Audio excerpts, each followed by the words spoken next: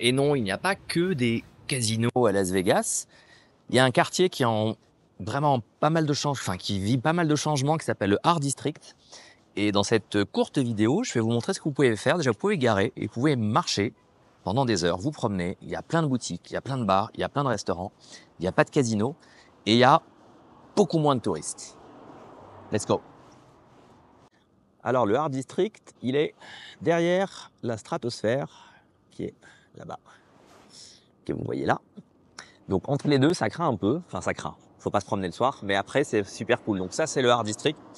J'ai démarré là. Il y a d'autres trucs plus loin, mais en fait, ça devient intéressant à partir de cet antiquaire, en fait.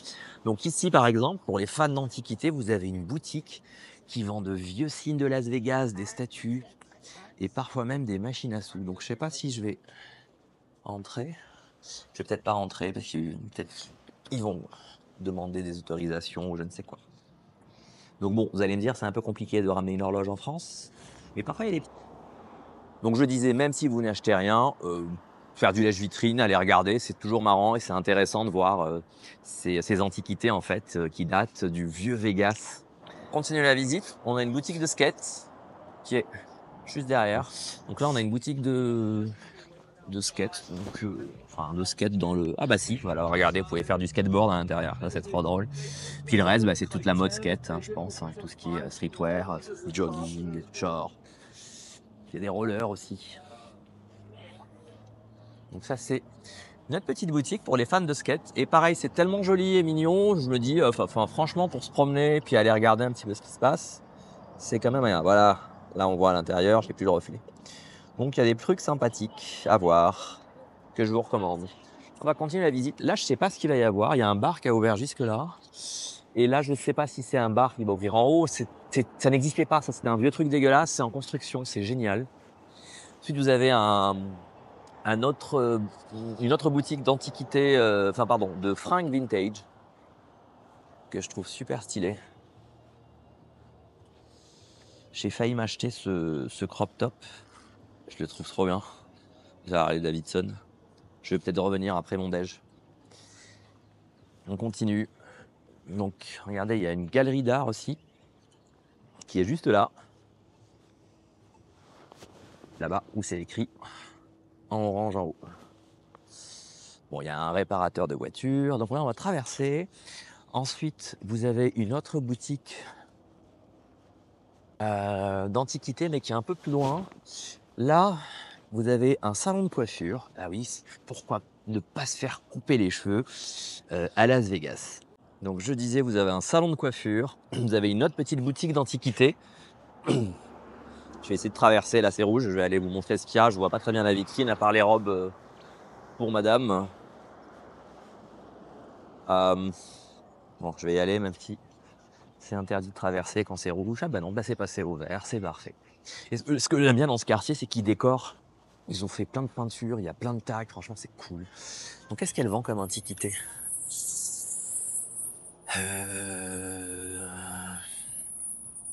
Alors honnêtement, je sais pas... Ah si, il y a des petits trucs. Bon pareil, sincèrement c'est bien pour une balade, parce que c'est vrai que Vegas, pour faire les boutiques, à part les outlets, donc les marques qu'on connaît tous, c'est pas vraiment la ville. Donc on continue de ce côté-là, parce qu'après moi je vais déjeuner à côté dans une nouvelle boulangerie française qui est ouverte. Et j'ai trouvé encore une boutique d'antiquité. Je vais essayer de me rapprocher. Donc là je pense qu'il y a un peu plus de choses vraiment antiques de Las Vegas. Regardez, il y a des vieilles télévisions, il y a une vieille machine de foire, enfin de fête foraine. Il y a des vieux sièges, il y a des décos. Ah ouais, c'est l'air trop sympa. Regardez, il y a des sculptures, c'est trop beau. Allez, je vous continue le tour rapide de Las Vegas Art District. Donc c'est à peu près entre le strip que vous connaissez avec les gros hôtels et le vieux Vegas. Le Vegas qui est un peu plus loin vers là-bas. Ensuite, on a un bar un peu à la Buffy contre les vampires, là, un peu sombre à l'intérieur. Ah, c'est trop stylé, regardez-moi ça. Bon, je vais pas filmer, il y a des gens et parfois ils s'énervent, donc c'est un bar de rocker, hein, musique rock, ambiance tamisée, c'est vraiment, bon, c'est tout ce que j'adore. Ensuite, vous avez les tatous à 10 $. Donc, faut vous méfier aussi parce que parfois, c'est pas des superbes artistes parce que les bons artistes tatoueurs, franchement, ils facturent pas 10 $, quoi. Vous avez un autre bar, restaurant là, enfin, un fast-food. Prendre une petite bière. Et ensuite, je vais vous montrer. Après, je vais aller déjeuner. Et je voulais pas vous faire une vidéo trop longue non plus. Donc là, c'est une autre boutique de fringues.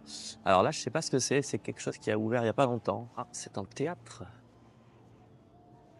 Attendez, je vois pas à travers. Ah oui, bah on dirait.